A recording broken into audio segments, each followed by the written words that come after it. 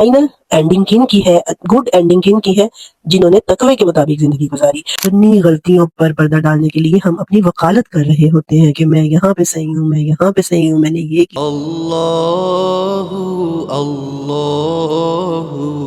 किया। मैं अस्सलाम वालेकुम व रहमतुल्लाहि व बरकातुहू। Very warm welcome in Ramzan series.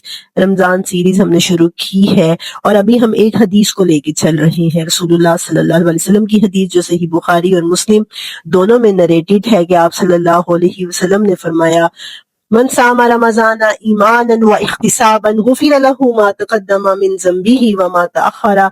जिसने ईमान और इख्तिसाब की गर्ज से रोजे रखे, उसके अगले पिछले गुनाह माफ हो जाएंगे।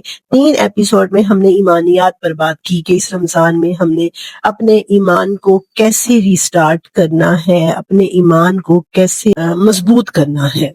और दूसरा हिस्सा ये है इख्तिसाब। आज हम इस पर बात करेंगे।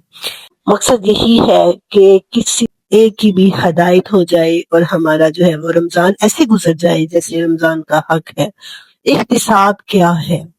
सेल्फ एनालिसिस करना, अपना जायजा लेना। ये ऐसे है जैसे पहले ईमानियात पे बात की, तो आज अब इख्तिसाब पे बात करना, ये बिल्कुल ऐसे ही है। मैं आपको कुछ एग्जांपल्स देती हूँ। एक सर्वेंट है, एक नौकर है, वो अपने मालिक के पास बैठा है, अपने आका के पास बैठा है और बैठ के अपने आका की तारीफें कर रहा है कि ए सर, आप तो जो है वो बड़े सॉफ्ट हार्टेड हैं, आप हमारे ऊपर बड़े शफीक हैं, बड़े रहीम हैं, आप हमारा बड़ा ख्याल रखते हैं, we love you, we respect you, we honour you. इस तरह की वो बातें कर रहा है। और सर उसको जब कोई काम कहते हैं ना, जैसे ही कोई काम कहते हैं तो वो लेम एक्सक्यूजेस पेश, सर मेरे से तो ऐसा करें, ये काम आप उसको कह दें, सर ऐसा करेंगे, मैं कल कर दूंगा।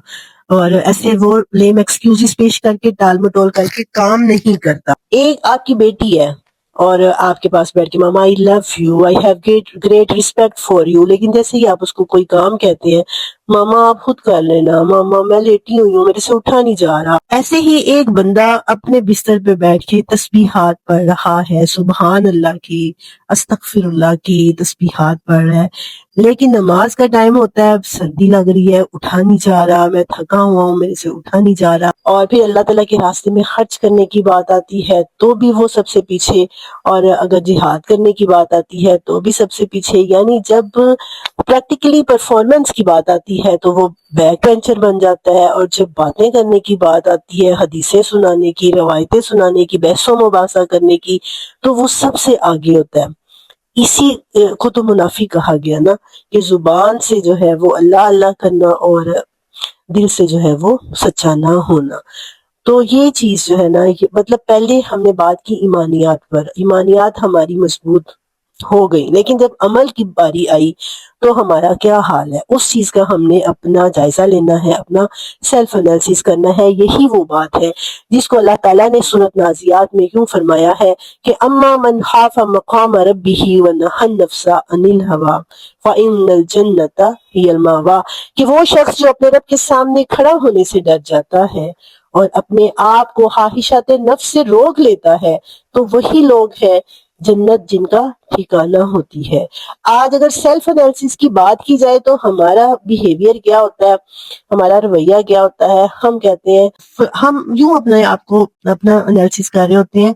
अगर हम मीटिंग में कहीं बैठे हैं, गैदरिंग में है, तो वहां पर भी हम अपनी तारीफों के पुल बांध रहे होते हैं, अपने कारनामे सुना रहे होते हैं, मैंने ये किया, मैंने वो किया, फला वक्त में मैं ही तो तुम्हारे काम आया था, फला काम मैंने किया, तुमने देखा नहीं।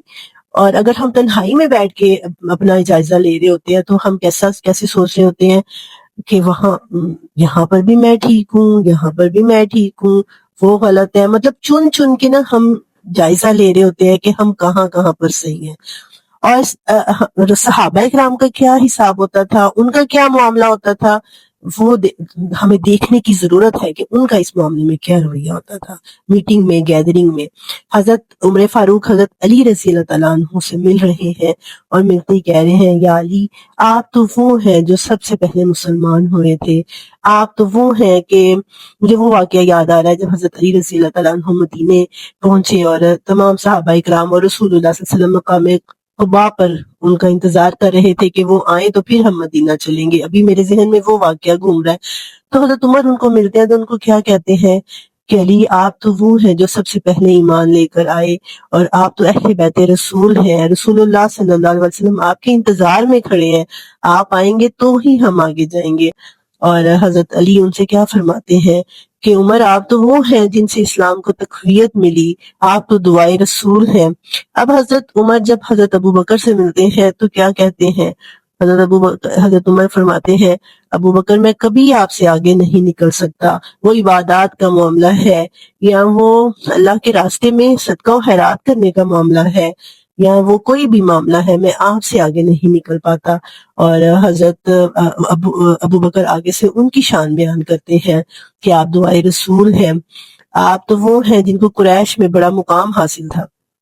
یہ عمل تھا صحابہ کرام کا، ایک دوسرے سے ملتے ہوئے اور تنہائی میں بھی وہ اپنا جائزہ یوں لے رہے ہوتے تھے کہ میں نے یہ کیوں کہہ دیا، میں نے یہ کیوں کر دیا، میں اس کام میں کیوں پیچھے رہ گیا، وہ صحابی میرے سے اتنا آگے چلے گئے۔ اور صحابہ کرام کا یہ رویہ ہوتا تھا، اور آج ہمارا رویہ کیا ہے؟ دوسروں کی غلطیاں نکالنے کے لیے، دوسروں کے عیب ڈھونڈنے کے لیے ہم جو ہے وہ جج بنے ہوتے ہیں، اور اپنی غلطیوں پر پردہ ڈالنے کے لیے ہم اپنی وکالت کر رہے ہوتے ہیں کہ میں یہاں پہ صحیح ہوں، میں یہاں پہ صحیح ہوں، میں نے یہ کیا، میں نے وہ کیا۔ ایون یہ عبادات کے معاملے میں بھی ہمارا یہی معاملہ ہوتا ہے۔ تو یہ میں نے بات کی سیلف انالیسس کی، ہمارے اور صحابہ کرام کے سیلف انالیسس میں یہ فرق ہے۔ یہ وہ سیلف انالیسس تھا جس نے صحابہ کرام کو دنیا کی ایک ایسی جماعت بنا دیا کہ ایک شہر پر نہیں، ایک ملک پر نہیں، پوری دنیا پر انہوں نے حکومت کی اور وہ غالب رہے۔ اور پھر جیسے جیسے ان کے اندر سے یہ چیز کم ہوئی، سیلف انالیسس، تو ان کا زوال شروع ہوا، اس امت کا زوال ہونا شروع ہو گیا۔ یہی وہ سیلف انالیسس ہے جس کو ہم دوسرے لفظوں میں روز اپنا جائزہ لینا کہتے ہیں، کہ روز اس طرح سے اپنا جائزہ لیا جائے کہ میرا آج جو کل گزرا ہے، آج کا دن میرا اس سے بہتر ہوگا۔ اور صحابہ کرام کے بارے میں آتا ہے کہ وہ اپنا سیلف انالیسس اس طرح کیا کرتے تھے کہ انہوں نے اپنے گھر میں مٹکے رکھے ہوتے تھے یا کسی بھی طریقے سے کہ وہ کاؤنٹ کرتے تھے آج میری نیکیاں کتنی بڑی ہے، آج میرے گناہ کتنے کم ہوئے ہیں۔ اس طرح کر کے وہ آہستہ آہستہ گناہوں کی فہرست کو کم کرتے تھے اور نیکیوں کی فہرست کو بڑھاتے تھے۔ تو یہ اس رمضان میں اگر ہمیں تھوڑی سی بھی یہ عادت ڈل جاتی ہے، ہم اپنا سیلف انالیسس اس طرح سے کرتے ہیں کہ ہر پہلا روزہ گزرا، ہم نے اب اچھا گزارنے کی کوشش کی، اب دوسرے روزے میں ہم جائزہ لیں گے، اب ہم ارادہ کریں گے کہ کل جو کوتاہیاں میرے سے ہوئی ہیں ان کو میں نے آج اپنے اندر سے ختم کرنا ہے۔ اور عبادات کو درست کرنے کی بات تو ہم بہت کرتے ہیں، لیکن ہمیں اس رمضان میں اپنے معاملات کو بھی درست کرنا ہے۔ ہم نے اپنی ایگو کو کرش کرنے کی کوشش کرنی ہے کہ جو ہم نے اپنے اوپر ایک اپنی ذاتیات کا، اپنی پرسنالٹی کا جو کہ میں یہ تو میں وہ، یہ چیز جو ہے اس کو ختم کرنے کی کوشش کرنی ہے۔ اللہ تعالیٰ نے جو حکم دیا ہے نا، وَالْقَاظِمِينَ الْغَيْظَ وَالْعَافِينَ عَنِ النَّاسِ، کہ اللہ کے بندے وہ ہیں جو اپنے غصے پر قابو پانے کی کوشش کرتے ہیں، لوگوں کو معاف کرتے ہیں۔ تو معاف کرنا سیکھنا ہے اور غصے پر قابو پانا سیکھنا ہے۔ اگر ہمیں بیٹھ کر غیبت کرنے کی عادت ہے، اس کو کنٹرول کرنے کی کوشش کرنی ہے۔ چھوٹی چھوٹی باتوں میں جھوٹ بولنے کی عادت ہے، اس پر ہم اس کو کنٹرول کرنے کی کوشش کرنی ہے۔ اسی چیز کا دوسرا نام تقویٰ ہے۔ تقویٰ وہ گفٹ جو رمضان نے ہمیں دے کر جانا ہے، جس کی ہم نے بات کی تھی ایپیسوڈ 1 میں، کہ رمضان وہ مہمان ہے جو کوئی نہ کوئی گفٹ دے کے جاتا ہے۔ ہمارے ہاں کیا رواج ہوتا ہے کہ مہمان آتا ہے تو گفٹ لے کے آتا ہے اور ہم جاتے ہوئے اس کو کچھ نہ کچھ دے دیتے ہیں۔ اور رمضان ایسا بلیسنگ گیسٹ ہے جو گفٹ لے کے آتا ہے اور ہمیں گفٹ دے کے جاتا ہے، اور وہ گفٹ کیا ہے؟ تقویٰ۔ لیکن وہ شیورٹی نہیں ہے، وہ اللہ اللہ تعالیٰ نے کہا شاید کہ تم متقی بن جاؤ۔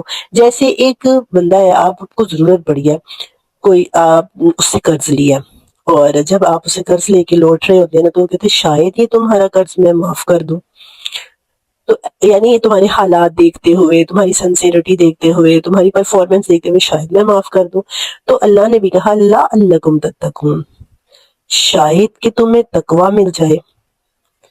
یعنی اتنی بڑی چیز ہے تقویٰ کہ اللہ تعالیٰ فرما رہے ہیں کہ تم روزے رکھو، رمضان تم روزے رکھو، شاید کہ تم متقی بن جاؤ، شاید تمہیں تمہارا رمضان یہ گفٹ دے جائے۔ کیوں اتنا امپورٹنٹ کیوں ہے؟ اللہ تعالیٰ نے فرمایا کہ مجھے پسندیدہ لوگ کون ہے؟ ان اکرمکم عند اللہ اتقاکم، وہ بگننگ آف ٹائم سے لے کے آدم کے دور سے لے کے اینڈنگ آف ٹائم امت محمدیہ کے اینڈ تک، یعنی اینڈ کے پیریڈ تک، بگننگ آف ٹائم سے لے کے اینڈ پیریڈ تک، قیامت تک کے لوگوں میں سے مجھے پسند وہ ہوں گے جو تقوی کی روش پر چلتے رہے ہیں۔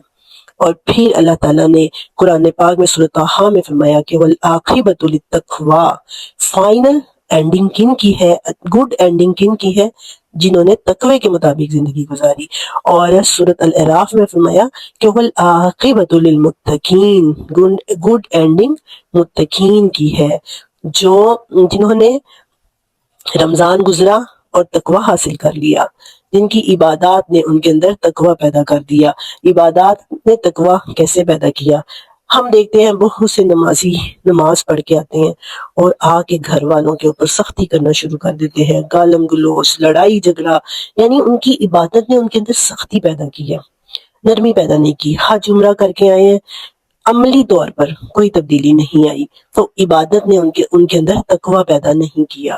عبادات کے اندر کمی اور کوتاہی معاف ہو جائے گی، لیکن یہ جو معاملات ہیں نا انسانوں کے ساتھ، سوشل میٹر جو ہیں، ان کے اندر جو اگر ہمارے رویے میں نرمی نہیں آتی، ہم سخت رہتے ہیں، تو وہ ہماری معاف نہیں ہوگی۔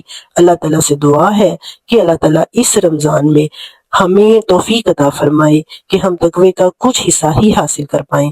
آمین وآخر دعوانا ان الحمدللہ رب العالمین۔